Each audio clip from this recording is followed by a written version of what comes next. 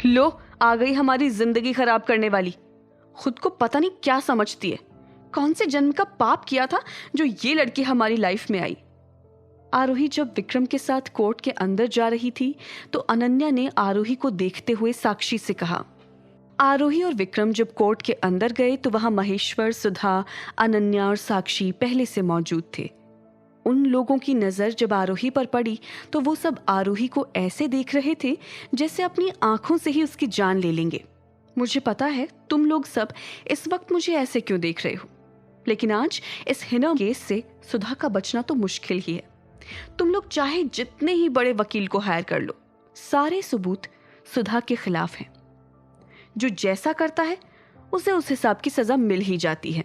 आरोही अपने मन में ये सब सोच ही रही थी, तभी कोर्ट में जज आ गए और केस की कार्रवाई शुरू हो गई।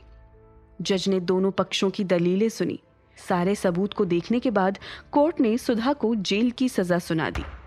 ये जानकर अनन्या चौंक गई। उसकी आंखों में आंसू भर आए। जज का फैसला आने के साथ ही पुलिस वाले सुधा को अपने साथ लेकर चले गए।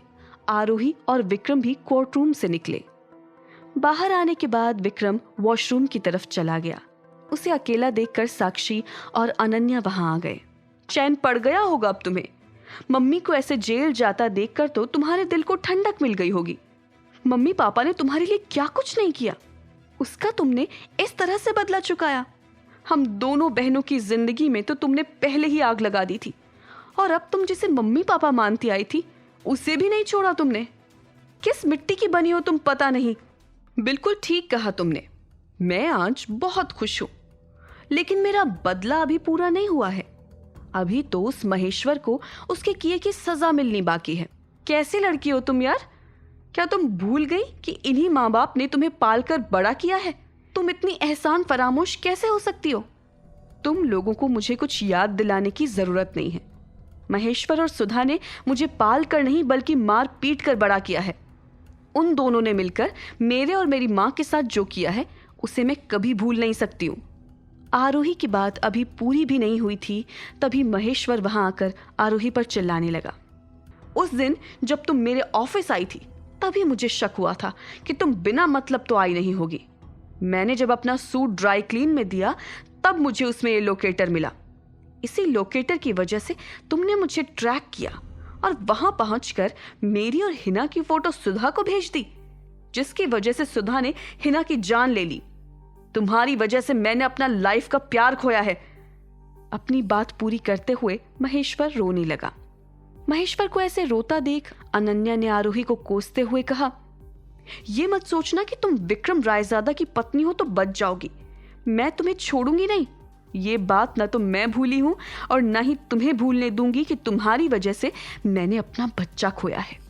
इसका बदला तो मैं लेकर रहूंगी।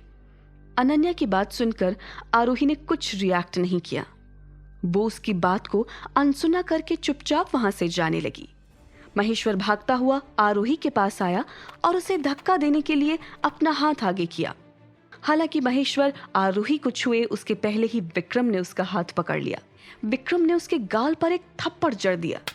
इतना जोरदार तमाचा पड़ने की वजह से महेश्वर के मुंह से खून निकल गया।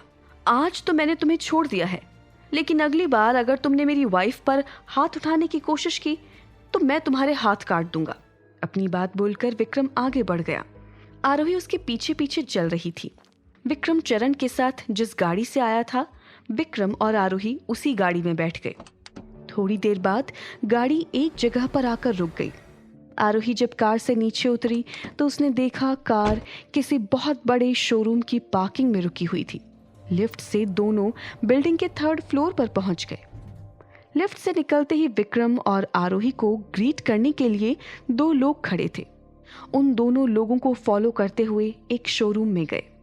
विक्रम को आया देखकर एक लड़की वहां आई और बोली, आपके ऑर्डर के हिसाब से सारे लहंगे रेडी हैं। आपने जिस कलर का जो कॉम्बिनेशन बताया था इस हिसाब से सारे लहंगे बन के आ चुके हैं। अब मैडम को बस ट्राई करके देखना है। आरोही को अब समझ आया था कि विक्रम उसे शादी के लिए लहंगा दिलाने लेकर आया था, जिसका ऑर्डर उसने पहले ही दे दिया था। तुम जाओ सारे लहंगे ट्राई कर लो।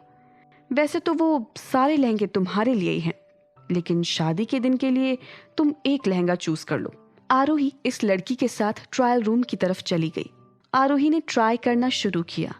रेड कलर का लहंगा आरोही की बॉडी पर एकदम फिट बैठ गया। आरोही ने जब खुद को आईने में देखा तो उसे यकीन ही नहीं हो रहा था कि वो कभी इतनी अच्छी लग सकती थी। तभी उसके फोन पर एक कॉल आया। आरोही ने देखा कि कॉल देवेश के नंबर से आ रहा था।